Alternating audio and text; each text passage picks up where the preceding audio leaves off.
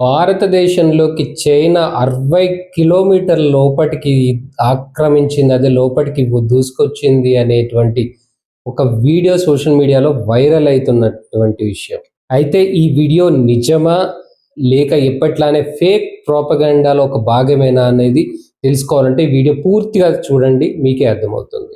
ఇక వివరాల్లోకి వెళ్తే, మోసిన్ కాజ్మీ అనేటువంటి ఒక సోషల్ మీడియా ఇన్ఫ్లుయెన్సర్. అతను ఏం చెప్పుకుంటాడంటే, జిందాల్ స్టీల్ ప్లాంట్ లో నేను వర్క్ చేస్తాను అని చెప్పుకునేటువంటి ఒక సోషల్ మీడియా ఇన్ఫ్లుయెన్సర్. ఈ సంచలన ఆరోపణలతోటి భారత ఆర్మీ పైన, భారతదేశం పైన, సరిహద్దుల పైన సంచలన ఆరోపణలతో ఒక వీడియో పోస్ట్ చేశాడు. ఇక అతను పోస్ట్ చేసినటువంటి వీడియోలో అతను పెట్టినటువంటి ఆధారాలు ఏవి కూడా శాటిలైట్ పిక్స్ కానీ, శాటిలైట్ నుంచి వచ్చినటువంటి పిక్స్ కానీ, ఏ అంతర్జాతీయ మీడియా చెప్పింది కానీ, ఏ అధికారిక ప్రకటనలో కానీ, లేదా ఆర్మీకి సంబంధించినటువంటి అధికారికంగా ఏదైనా పెట్టి చెప్పింది కానీ, ఏది కూడా అతను పెట్టడం జరగలేదు. ఒకటి మనం గుర్తుపెట్టుకోవాల్సిన విషయం ఏంటంటే, 60 కిలోమీటర్లు అంటే ఒక సరిహద్దులో 60 కిలోమీటర్లు అంటే చిన్న మాట కదా. 60 కిలోమీటర్లు కనుక ఆ చైనా ఆర్మీ లోపలికి వచ్చినట్టుగా అయితే మన భారత ఆర్మీ మౌనంగా ఉంటుందా? మన రక్షణ శాఖ మౌనంగా ఉంటుందా? మన పార్లమెంట్ మౌనంగా ఉంటుందా? మన మీడియాకు మౌనంగా ఉంటుందా? అంతేందుకు అంతర్జాతీయ మీడియా ఇప్పటి వరకు మౌనంగా ఉండేదా?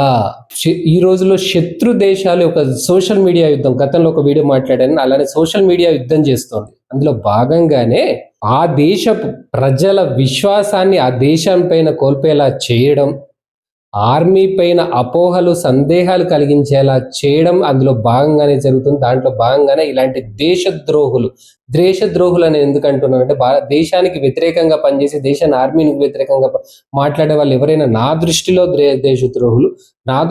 దేశద్రోహులైనటువంటి వాళ్ళు వారికి సపోర్ట్ గా నిలబడతారు. దానికి షేర్ చేసే వాళ్ళు కూడా దేశద్రోహులు అని నేను భావిస్తాను. ఇక బార్డర్ లో మన భారత సైనికులు ఎండనక వానకనక, పగలనక రాత్రనక, వేడి చలి -డిగ్రీలలో కూడా అక్కడ నిలబడుతూ మన భారతదేశానికి ఒక అడ్డుగోడలా వాళ్ళు నిలబడి, ఒక రక్షణ కవచంలా వాళ్ళు నిలబడి మన భారతదేశం గురించి పోరాడి, భారతదేశం గురించి అక్కడ నిలబడుతుంటే, శత్రువులు ఎవరి లోపలికి రానికుండా అక్కడ నిలబడుతూ ఉంటుంటే వారిని ఇలా అవమానించడం అనేది చాలా దుర్మార్గమైనటువంటి చర్యగా నేను భావిస్తున్నాను.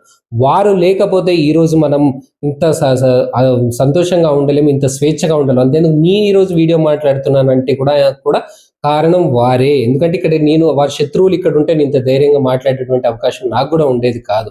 ఆ విషయం మనం గుర్తుపెట్టుకోవాలి. మీరు చూసే వాళ్ళు కూడా ఇంత ధైర్యంగా, ఇంత ఓపెన్ గా చూస్తున్నారంటే కారణం కూడా ఆ సైనికులే అన్న విషయం, వారి త్యాగాలే, వారి అని మనం చెప్పేసి మనం మర్చిపోకుండా ఉండాల్సినటువంటి విషయం. ఇట్లా నా విజ్ఞప్తి మన కేంద్ర ప్రభుత్వానికి, భారత రక్షణ శాఖకి ఏంటంటే, ఇలాంటి దేశద్రోహులను కఠిన చట్టాలతో వీళ్ళని అరెస్ట్ చేస్తూ కఠిన శిక్షలు వేయాల్సినటువంటి బాధ్యత మీరే తీసుకోవాల్సినటువంటి అవసరం ఉంటుంది. వీళ్ళని ఒక తీవ్రవాదిలా చూడాల్సినటువంటి అవసరం ఉంటుంది. ఎందుకంటే భారతదేశాన్ని వ్యతిరేకంగా పనిచేస్తున్నారు, భారతదేశ శత్రు దేశాలకు సపోర్ట్ గా మాట్లాడుతున్నారు, శత్రు దేశాలకి సపోర్ట్ గా నిలబడుతున్నారంటే వాళ్ళు అదే కదా. వీరిని తీవ్రవాదులుగానే చూడాల్సినటువంటి అవసరం ఎంతైనా ఉంది. ఇక మన భారతదేశ ప్రజలకు కూడా ఒకటి విజ్ఞప్తి అనుకోండి, ఏదైనా అనుకోండి, ఏంటంటే ఇండిపెండెన్స్ డే రోజో, రిపబ్లిక్ డే రోజో మన త్రివర్ణ పతాకానికి సెల్యూట్ చేయడమో, మన బట్టలపైన త్రివర్ణ పతాకాన్ని పెట్టుకోవడమో, జెండాను పెట్టుకోవడమో, లేకపోతే ఆ రోజు సోషల్ మీడియాలో స్టేటస్లు పెట్టుకోవడమో, లేకపోతే ఆ రోజు ఒక్కరోజు స్వతంత్ర సమరయోధులను గుర్తుంచుకోవడం, వారిని స్మరించుకోవడమే మాత్రమే దేశభక్తి అనుకోకండి. ఇలాంటి వార్తలు ఎప్పుడైనా వచ్చినప్పుడు అది నిజమా అబద్ధమా అని షేర్ చేసే ముందు ఆలోచించుకోవాల్సినటువంటి అవసరం ప్రతి ఒక్కరికి ఉంటుంది. ఇట్లాంటి ఫేక్ నెరేటివ్ని తిప్పి కొట్టాల్సిన అవసరం ప్రతి భారతీయ దేశభక్తుడు, ప్రతి భారతీయ పౌరుడికి ఉంటుంది అనేది నా అభిప్రాయం. ఈ కంటెంట్ నచ్చితే లైక్, షేర్ మరియు కమెంట్ చేస్తూ నా యూట్యూబ్ ఛానల్ సబ్స్క్రైబ్ చేసుకోని వాళ్ళు దయచేసి సబ్స్క్రైబ్ చేసుకోండి. జై హింద్.